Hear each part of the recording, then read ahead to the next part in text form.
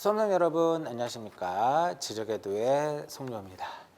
자, 22년 2회 기출문제 이제 두 번째 과목이죠. 자, 응용측량 문제를 보도록 합니다. 자, 응용측량 같은 경우는 2차 실기 내업에서도 상당 부분의 어떠한 문제가 출제가 되기 때문에 응용측량 문제를 여러분이 풀 때 대충 보지 마시고 좀 더 이제 필기 공부할 때도 나름대로 좀 2차와 관련된 부분에 있어서는 나름대로 좀 공부를 좀 더 해야만 나중에 2차를 공부할 때 좀 수월하게 공부를 할 수 있을 겁니다. 자, 1번 볼게요. 노선 측량 문제고요. 단위 클로소이드를 구하라고 했어요.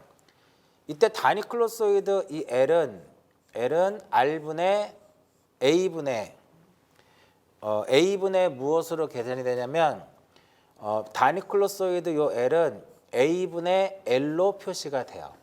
A분의 L로 표시가 되는데 문제에서 요 A가 얼마나 주어지냐면 150으로 주어졌단 말이에요. 근데 이 L을 구해야 되는데 L을 모른단 말이죠. 그러면 여기서 이제 클로소이드에서 자 보시면 이 단위 클로소이드라고 하는 개념이 RL 이꼴 1일 때를 얘기하는 거거든요. 그래서 L 이꼴 A분의 A라고 말씀드렸죠. 근데 A는 150으로 주어졌는데 요 길이가 주어지지 않았단 말이죠. 그러면 매개 변수 A 이꼴 루트 어떻게? 루트 RL이라는 식을 루트 RL이죠. 그럼 여기서 매개 변수가 얼마로 주어졌냐면은 매개 변수가 150으로 주어졌고요. 그 다음에 R이 얼마로 주어졌냐면은 250으로 주어졌어요. 이렇게 해서 뭐를 구할 수 있다? L을 구할 수가 있는 겁니다. L을 얼마로? 90이 나오겠죠. 이거를 이제 우리 여기 해설해도 A 자승 이꼴 무엇? RL이다. 그럼 여기서 L은 무엇이냐면 R분의 A 제곱 이렇게 되는 거죠. 이렇게 해서 L을 구합니다. 그래서 여기다 대입을 해서 계산하게 되면 단위 클로소이드의 길이는 0.6이라는 값을 얻을 수가 있습니다. 정답은 2번이고요. 그 다음 2번. 단곡선 설치해서 접선과 현이 이루는 각을 뭐라 그래요? 접선과 현이 이루는 각. 접선과 현이 이루는 각을 우리는 무엇이라고 하냐면 편각이다라고 얘기를 합니다. 접선과 현이 이루는 각을 편각이라고 하고요. 이러한 편각을 이용을 해서 곡선을 설치하는 거니까 결국은 무엇이 되냐면 편각 설치법이 되더라 이겁니다. 그죠?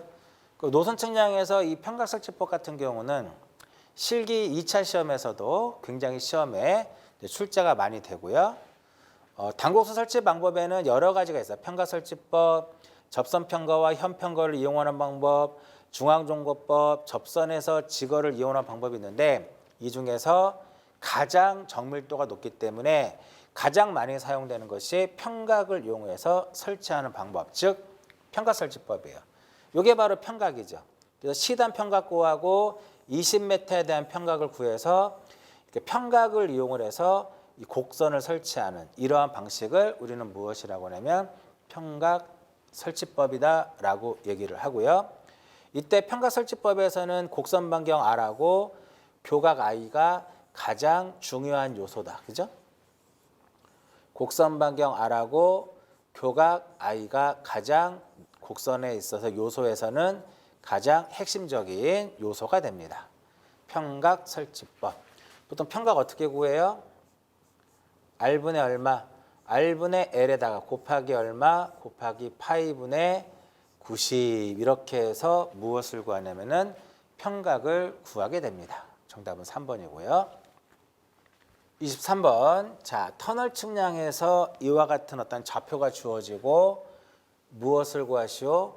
곡선의 교각을 구하시오라고 했습니다. 자, 편의상 이 점을 제가 A점이라고 할게요. A점이라고 하고 얘를 B점이라고 하고 교점을 우리가 P점이라고 얘기를 합니다. 자, 그러면 좌표 계상에서 한번 좌표를 그리게 되면 자, 좌표 계상에서 좌표를 그리면 이와 같이 이렇게 있을 때 이 점을 제가 A점으로 가정을 할게요. 이 점을 A점이라고 가정할게요. 이때 A점의 좌표는 얼마다? 100, 100이에요. 그럼 B점의 좌표는 100, 얼마? 350이니까 이 점이 바로 뭐가 되는? B점의 좌표가 되는 거예요. B점의 좌표가 되고 P점은 120,225니까 요 정도가 요 점이 바로 무엇이 되냐면 이 점이 P점이 되는 겁니다. 그럼 여기가 바로 곡선에 무엇이 되는 원곡선의 이 점이 원곡선의 C점이 되는 거고 이 점은 원곡선의 무엇이다? 원곡선의 종점이 되겠죠. 자, 문제에서 요구하는 것은 교점의 각을 물어봅니다. 교점의 각을 물어보니까 이렇게 연결을 하고요. 그 다음에 이렇게 연결했을 때 문제에서 요구하는 것은 이 각이 얼마냐라고 묻는 겁니다. 이 각이 얼마냐라고 묻는 거예요. 그러면 이 점의 XY를 알고 이 점의 XY를 알고 그죠? 또한 P점의 무엇을 아니까 XY를 아니까 이 좌표를 통해서 구하는 것이 당연한 거 아니겠어요? 그렇죠? 자, 그러면 여기서 이 방위각이 무슨 방위각이 될까요? 이게 바로 AP 측선의 방위각이 되는 거죠. 그러면 결국은 이 각이랑 같은 거예요. 이해하셨나요? 이게 VAP입니다. AP 측선의 방위각이고요. 자, 이 각은 그럼 뭘까요? 이 각은 PB의 방위각이 되겠죠. 그러면 여기서 이걸 교각 I라고 하잖아. 그 교각 I 어떻게 구하면 돼요? 교각 I는 PB의 방위각에다가 마이너스 AP의 방위각을 빼주면 돼요. 이해하셨나요? 자, 그러면 여기서 AP의 방위각, VAP의 방위각은 요 점과 요 점의 좌표를 가지고 구하면 되겠죠. 어떻게 구하면 되냐면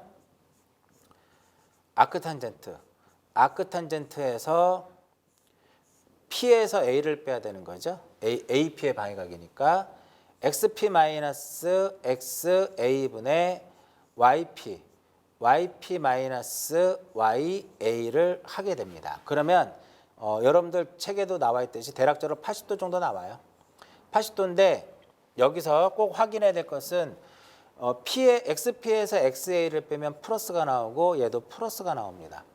결과적으로 이것은 몇 쌍안에 해당이 돼요? 결과적으로 1쌍안에 해당이 되기 때문에 그대로 요 각이 80도가 되는 겁니다. 이 각이 몇 도가 돼요? 대략적으로 80도가 되고요. 그 다음에 두 번째 요거 구합니다. PB의 방위각. 즉 PB의 방위각을 계산하게 되면 아크탄젠트 해가지고요. 이번에는 뭐에서 뭐를 빼냐면 XB에서 XP를 뺍니다. 그렇죠? 이거 조심하셔야 돼요. YB에서 YP를 빼게 됩니다. 자, 얘가 B에서 이거 빼면 여기 마이너스죠. 여기도 마이너스, 여기는 플러스죠. 그럼 몇 상안에 속하나요? 2상안에 속해요. 얘도 계산하게 되면 80도가 나오는데 80도가 나오는 데는 몇 상안이다? 2상안이에요. 2상안이면 방위각이 몇 도 정도 된다는 소리예요. 110도가 된다는 소리죠. 이해하셨나요? 방위각이 여기가 80도면은 방위각 80도면은 이 각이 80도거든. 그럼 이 각이 몇 도가 되는 100도가 되는 거죠. 이 각이 대략적으로 몇 도가 된다? 100도가 되는 거죠. 100도. 방위각은 몇 도? 100도가 됩니다. 180에서 80을 빼야 되니까. 요 각이 80도니까 이 각은 110도가 되겠죠. 그럼 100도에서 80도를 빼면 대략적으로 얼마 정도 나와요? 대략적으로 한 18도 정도가 나오겠죠. 이렇게 해서 정답은 몇 번이 된다? 1번이 되더라 이겁니다.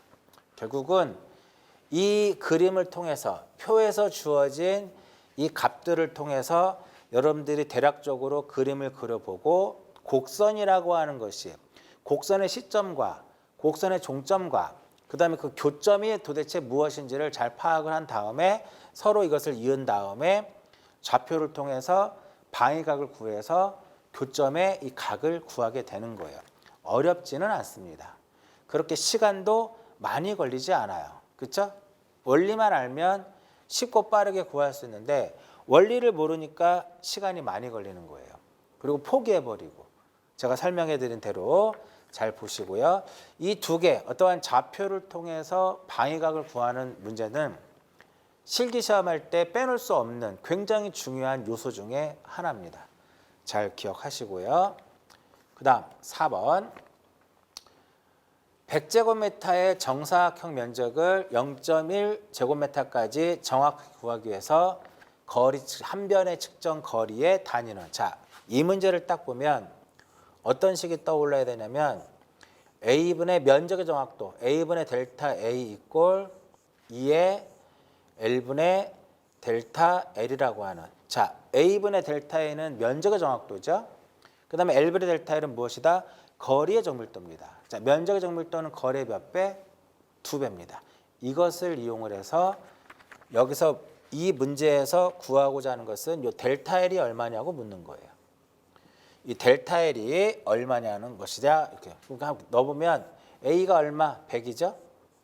면적 오차 얼마? 0.1 이꼴 2에 자 여기서 정사각형이라고 했잖아요. 정사각형의 면적이 100이라면 이 L은 얼마가 되고 한 변의 길이는 10이 되는 거죠. 이때 무엇을 구하시오? 델타 L을 구하자 이겁니다. 이 상태에서 델타 L을 계산해 보면은 0.005가 나올 겁니다. 0.005 미터가 나올 거예요. 그럼 당연히 문제에서 밀리미터 단위로 구하는 거니까 정답은 얼마? 5mm가 정답이 됩니다. 그래서 24번의 정답은 3번이 되겠고요. 3번. 그다음 24번. 자, 노선 측량의 순서를 도상계획, 예측, 실측, 공사 측량 등으로 시행할 때 다음 설명 중 옳지 않은 것은 자, 실제 측량을 할 때 중심선 설치라든지 종횡단 측량, 보상을 위한 용지 측량, 평면 측량 전부 다 실측의 개념이 되겠고요. 자, 실측 단계에서 실시하는 용지 측량은 이 보상, 직가 보상 문제 등의 자료로 이용이 되고요. 그 다음에 공사 측량에서는 실측 과정에서 만들어진 공사 도면을 가지고 직접적으로 노선을 우리가 설치하는 게 바로 무엇이다? 공사 측량의 개념이고요. 자, 여기서는 예측에 대한 내용이 이제 틀렸는데 예측은 답사에서 얻은 유망한 노선에 대하여 더욱 자세하게 조사한 후 현장에서 곡선을 설치하는 것이 아니죠.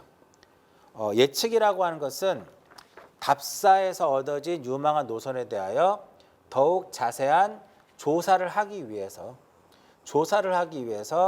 트래버스 측량을 하고 곡선을 설치하는 단계가 바로 예측이에요.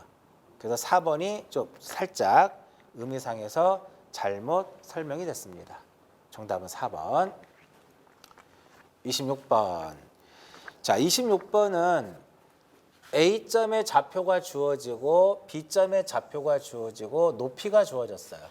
그죠? A점하고 B점의 높이가 주어졌을 때 무엇을 구하시오? 경사거리를 구하시오라고 했어요. 자, 그럼 일단 이렇게 한번 볼까요? 자, 이 점이 A점이고 이 점이 B점입니다. 그죠? 이 점이 A점이고 B점이었을 때 A점의 높이가 96.56이고 B점의 높이가 151.46이면 요 값은 얼마가 될까요? 151.46에서 얼마? 96.56을 빼면 되겠죠. 이거 빼게 되면 54.9m가 나와요.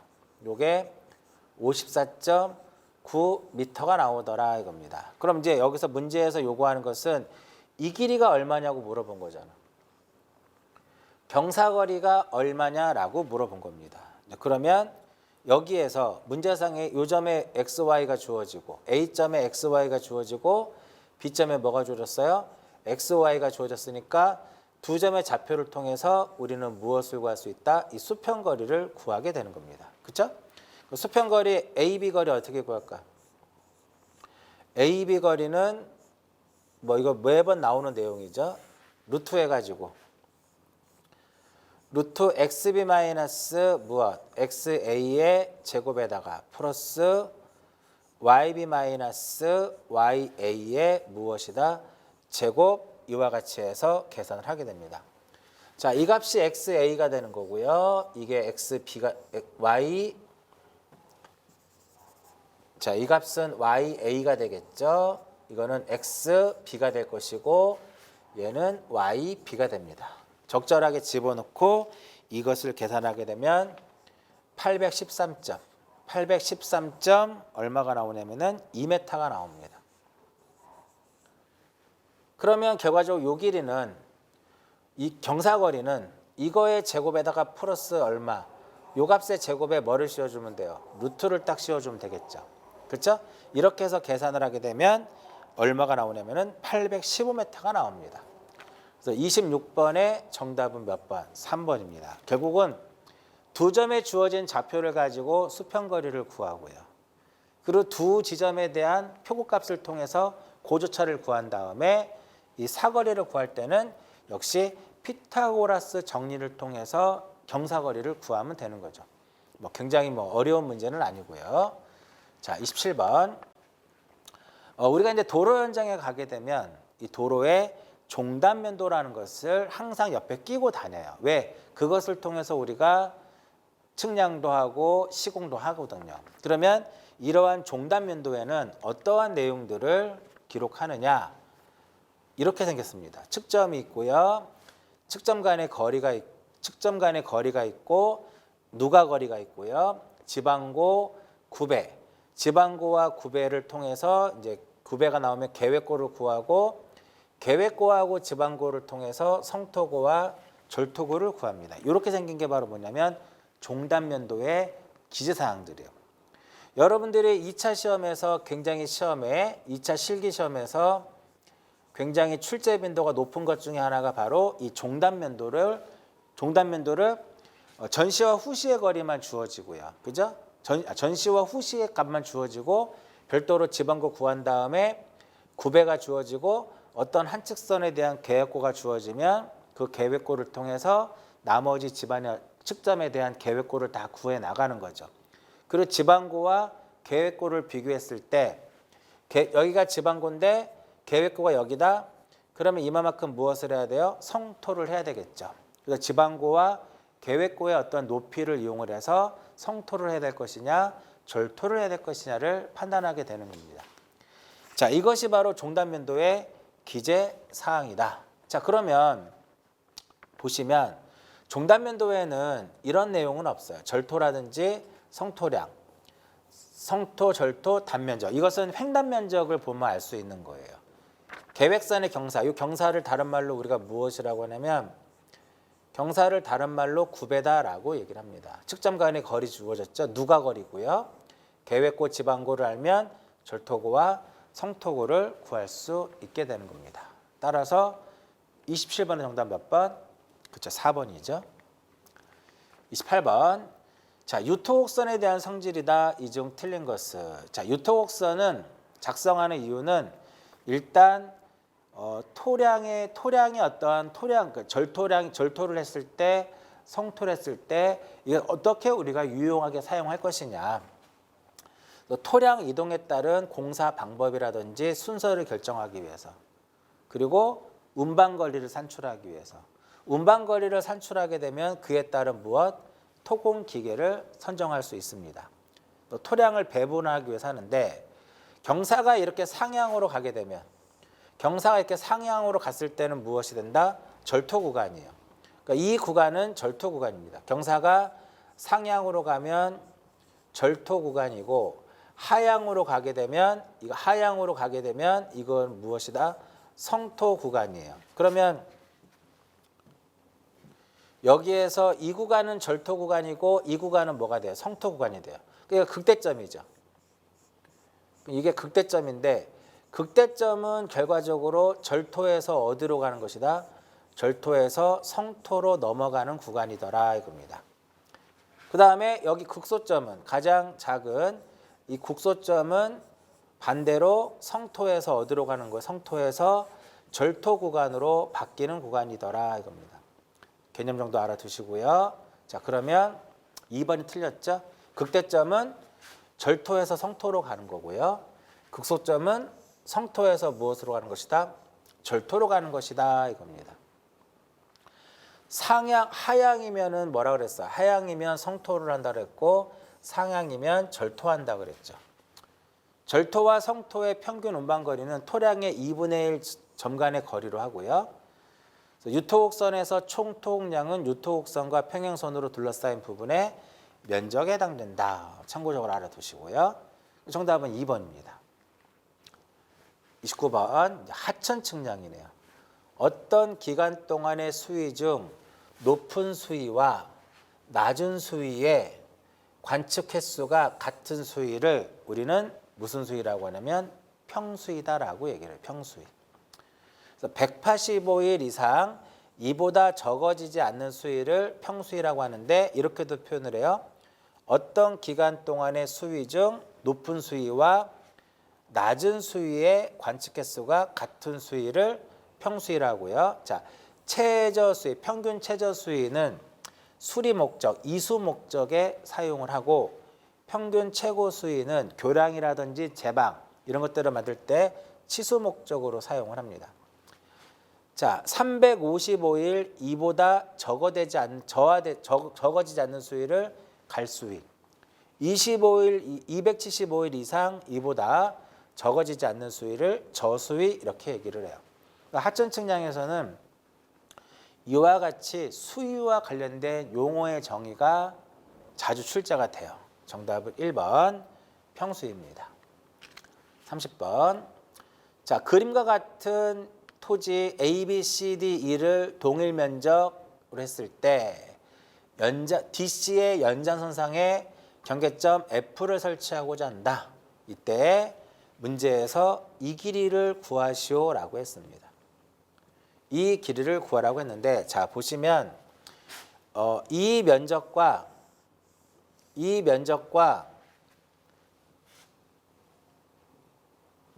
이 면적은 어때요? 같은 거예요.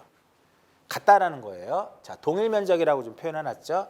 자, 이제 보시면 자, 문제에서 주어진 것을 가지고 이렇게 그림을 그려봤습니다. 문제에서 주어진 것을 가지고 그림을 그려봤어요. 그러면 결국은 요 녹색으로 표시된 요 삼각형하고 녹색으로 표시된 이 삼각형의 면적과 빨간색으로 표시된 이 삼각형의 면적이 서로 어때야 돼요? 같아야 돼요. 자, 문제 앞에서 주어진 그림에서 문제에서 주어진 조건들이 이렇게 있잖아.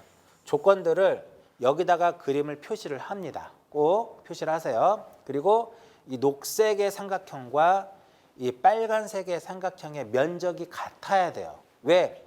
이 부분에 이 부분은 같으니까 전체 면적이 같다라고 했었잖아요. 그죠? 앞에서. 그러면 두 변의 길이를 알고 사이각 세타를 알면 면적 어떻게 구한다? 2분의 1 AB 사인 세타로 구합니다. 여기도 2분의 1에 AB 사인 세타로 구하는데 얘가 요걸 모르잖아요. 그렇죠? 숫자 넣어볼게요. 얘가 250이 나옵니다. 얘는 CF에다가 뭐를 곱해야 되겠죠. 그래서 18.7937 곱하기 CF가 나와요. 이해하셨나요? 자, 그러면 250이 꼴 18.7939 곱하기 CF니까 여기서 뭐를 구할 수 있다? CF를 구할 수 있게 됩니다. 이때 CF를 계산하면 얼마가 나와요? 13.3이 나옵니다. 굉장히 문제가 어려운 것 같지만 결국은 이 면적과 A, B, C, D를 요 A, E, DF하고 동일한 면적이다라는 게 일단 핵심이고요. 문제에서 주어진 조건을 여기다 한번 표시를 해보고 이 삼각형과 이쪽 삼각형의 면적이 동일하다라고 하는 조건이기 때문에 이렇게 해서 구할 수 있는 거죠. 그러면 왜 이 삼각형하고 면적이 같을까요? 아까 얘기했잖아. 이거의 면적하고 이거의 면적이 서로 어떠니까 같다라고 했으니까 요게 같다라고 했으니까 결국은 요 동일한 부분에 대해서는 요 부분을 뺀 나머지는 요 두 개가 같아지는 거잖아요. 그렇죠? 이렇게 해서 기억을 하시면 되겠고요. 정답은 13.3입니다. 그렇게 어렵지 않죠. 충분히 여러분들 풀어낼 수 있을 거라고 보고요. 자, 그다음 31번 봅니다. 조석. 자, 조석을 관측할 때 기본 수준점을 새로 설치할 때 선점할 때 유의사항으로 옳지 않은 것은 일단 선점할 때는요. 해안선 인근에 견고한 안반이나 손괴가 쉽지 않도록 가능한 공공용지를 사용을 하고요. 만약에 일반 토지 소유자가 일반 어떤 타인의 어떤 토지에다가 선점을 한다라면 이러한 토지 소유자나 관리자의 무엇을 승낙을 얻어야 되겠고요. 3번 틀렸네요. 연약 지역에다가는 하면 안 되겠죠. 어떤 기준점을 설치하는데 연약 지점에다가 하게 되면 이게 침하가 되니까 기준점에는 안 됩니다. 그리고 당연히 지형의 변화 예상이 적어야 된다. 그러니까 견고한 점에다가 견고한 지점에다가 이러한 기본 수준 점을 설치를 하라는 그런 의미가 되겠네요. 정답은 3번. 32번. 자, 그림과 같은 좌표를 갖는 A, B, C, D의 무엇을 구하시오? 면적을 구하시오. 자, 4점에 무엇이 주었어요? 좌표가 주어지면 해설에 나와 있는 복잡한 그 식을 이용하지 마시고 단순히 그냥 무엇을 가지고 대각선으로 곱해서 면적을 구하는 겁니다. 보통 신발끈 공식이라고 하는데 저는 그 말을 잘 사용하지는 않아요. 자, A부터 D까지 그냥 순서대로 씁니다. 1분 1,1, 2,3, 3,5, 1,4, 다시 1,1. 즉 결국은 뭐냐면 A점에서 출발을 하게 되면 반드시 A점으로 이렇게 돌아와야 돼요. 돌아오지 않으면 잘못된 값이 나오겠죠. 자, 그다음에 대각선으로 곱합니다. 이렇게. 대각선으로 이렇게 곱하면 얘는 얼마? 2. 여기는 9, 5, 4. 다 더하면 얼마일까요? 20이 나오네요. 다 더하게 되면 20이 되고요. 자, 그 다음에는 이제 이쪽으로 곱합니다. 3.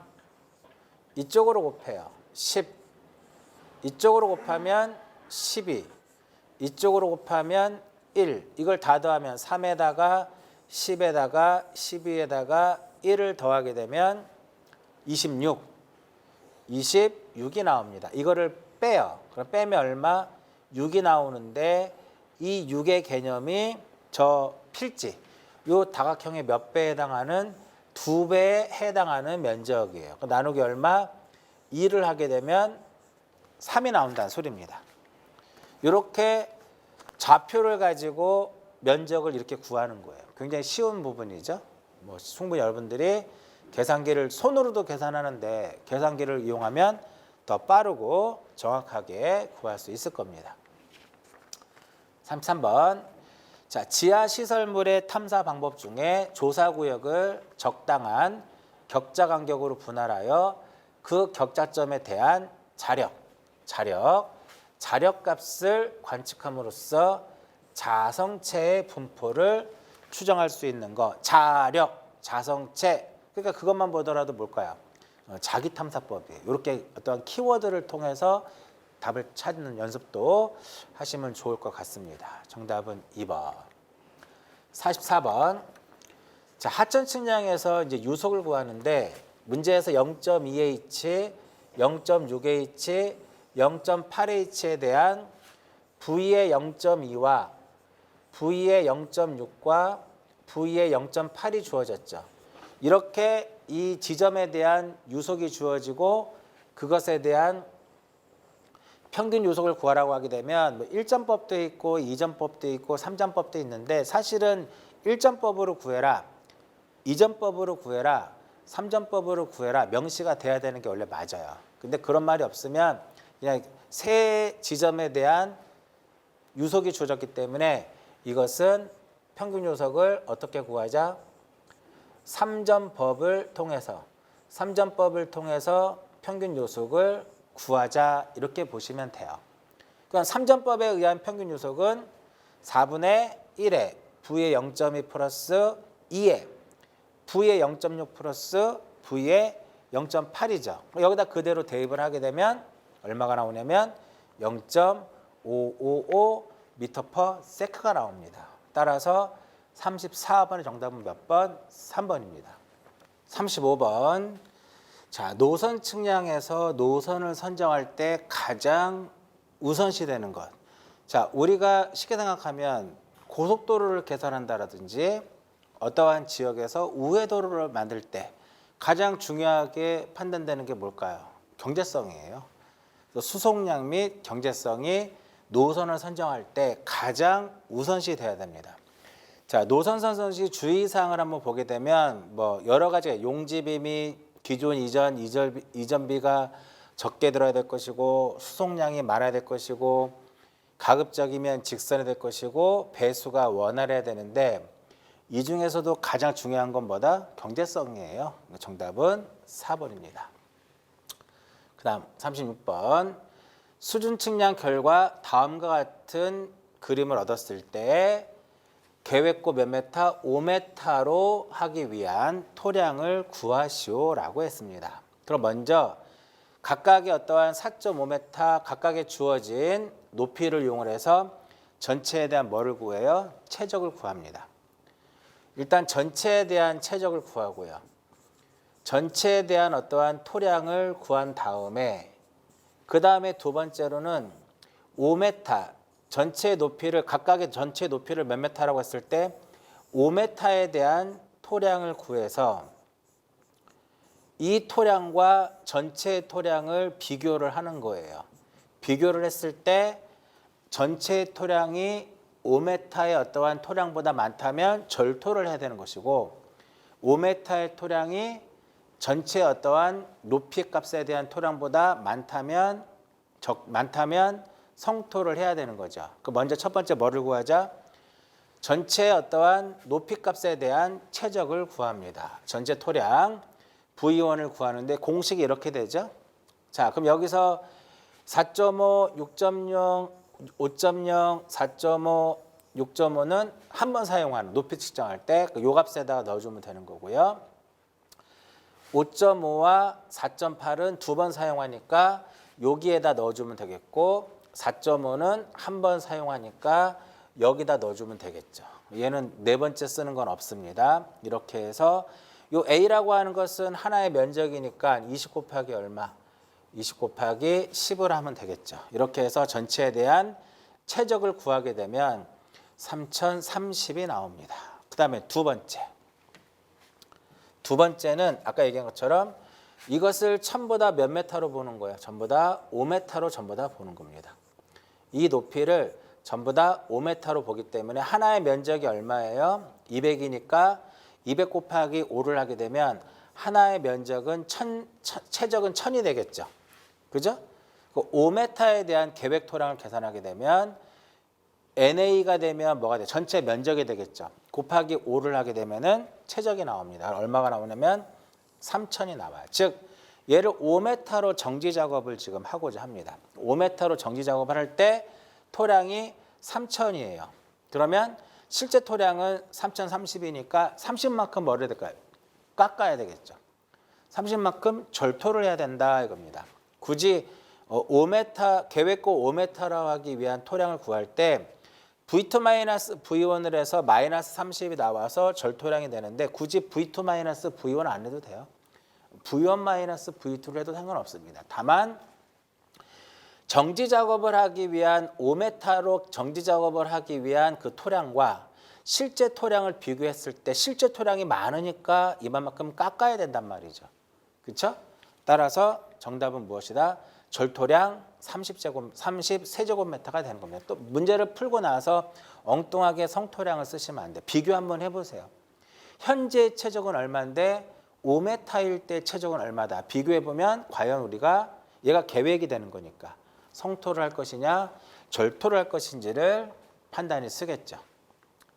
37번 우리가 수준 측량에서 그런 거 기억하시죠? 수준 측량에서 보통 우리가 표척과 표척에 정중앙에 레벨을 세워서 수준 측량을 하게 됩니다. 근데 강이라든지 계곡 같은 경우는 정중앙에 레벨을 세울 수 없죠. 양측점에다가 레벨을 세워서 이렇게 평균 관측함으로써 우리가 시중축의 오차를 소거할 수 있는데 그러한 측량 방식을 우리는 무엇이라 그래요? 교호 수준 측량이다라고 얘기를 합니다. 하천이라든지 계곡에 레벨을 중앙에 세울 수 없으니까 양측점에서 측정을 해서 직접적으로 평균값을 구하는 이러한 방식을 교호 수준 측량 이렇게 표현을 하죠. 38번. 자, 클로소이드 곡선의 중심에서 주 접선에 내린 수선의 길이와 원곡선 접속 길이와 접속되는 원곡선의 반지름의 차이를 의미하는 것을 우리는 이정이다라고 얘기를 해요. 간단하게 한번 그려보면은 이와 같이 이렇게 있으면 이와 같이 이렇게 있을 때 곡선이 클로소이드 곡선이 여기서 이제 클로소이드 곡선이 여기서 이렇게 쭉 가다가 여기서 가다가 점점 작아져서 원곡선의 R이 되는 거죠. 그럼 이렇게 요게 R이 됩니다. 여기에다가 여기서 이렇게 수선을 내립니다. 수선을 내렸을 때 여기서 이렇게 원을 딱 그리게 되면 요 값을 우리가 무엇이라고 하냐면 이정 F라 그래요.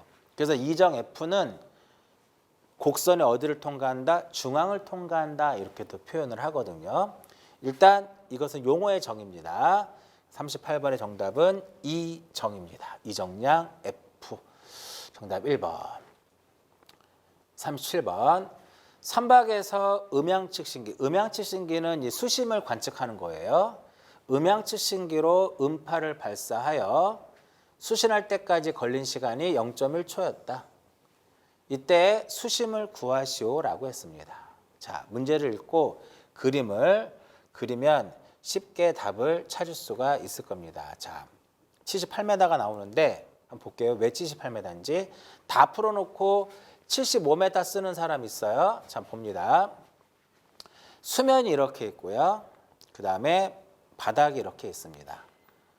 여기에 높이, 요 높이를 이 높이 값을 우리는 구하는데 중간에 이제 음향측신기가 이렇게 있습니다. 음향측신기가 있는데 얘는 수면에서 송수파기까지의 길이가 3m입니다. 이 길이가 몇 m라는 거야? 이 길이가 3m라는 겁니다. 이 길이가 3m가 되고요. 여기서 이제 전파를 발사한 겁니다. 여기서 전파를 발사를 해서 갔다가 오겠죠. 갔다가 옵니다. 그래서 갔다 오는 시간이 0.1초라는 겁니다. 이해하셨나요? 그러면 이 높이는 h는 2분의 1의 vt예요. 왜? 요 t라는 게 갔다 오는 시간이거든. 갔다 오는 시간. 발사해서 다시 돌아오는 시간이란 말이에요. 그래서 h를 계산하기니까 v는 전파 속도가 돼요. 75m가 됩니다. 그렇다고 75m 쓰면 안 돼요. 수면으로부터의 높이를 물어봤으니까 이게 여기서부터 3m에 위치하고 있으니까 결과적으로 75에다 얼마를 더해줘야 돼요? 3m를 더해줘야만 78m가 정답이 되더라 이겁니다. 이해하셨죠? 그러니까 이 문제는 어려운 건 아닌데 잠깐 실수를 하게 되면 75m를 쓸 수 있기 때문에 조심하실 필요가 있다라는 거고요. 자, 마지막 40번 문제를 보게 되면 교각이 주어지고 접선의 길이가 주어졌을 때 곡선 반지름을 구하시오. 자, 접선장 뭐라고 얘기를 하냐면 접선장 TL이라고 하죠. 자, 여기서 보시면 그림이 그려졌으니까 자, 여기서 접선의 길이 요 TL을 구하라고 하는데 보통 이래요. 교각 I가 90도면 R이 꼴 무엇이다? R이 꼴 TL이다 이렇게 봐요. 그 곡선 반지름 그럼 얼마가 될까요? TL이 90m면 곡선 반지름도 무엇이 된다? 90이 됩니다. 이해하셨나요? 왜 그러냐면 접선의 길이 TL 이꼴 어떻게 구해요? R에다가 R 탄젠트 얼마? 2분의 I로 계산을 하겠죠. TL이 90이고 교각이 몇 도라면? 90도면 R은 그럼 얼마가 된다? R 이꼴 TL이 되는 거예요. 이해하셨죠? 40번의 정답은 1번입니다. 자, 이번 시간은 이제 두 번째 과목으로서 응용 측량 문제를 풀어봤는데 이 응용 측량 문제의 경우에는 실질적으로 2차 시험 내업에서도 많이 출제가 되고 있어요. 그렇기 때문에 필답형 공부할 때, 필기 공부할 때 대충 하지 마시고 꼭 실기 내업과 관련된 부분이 있다면 좀 더 신경을 써서 공부를 하시기를 바라고요. 자, 이번 시간은 여기까지 하고 마무리 짓도록 하겠습니다.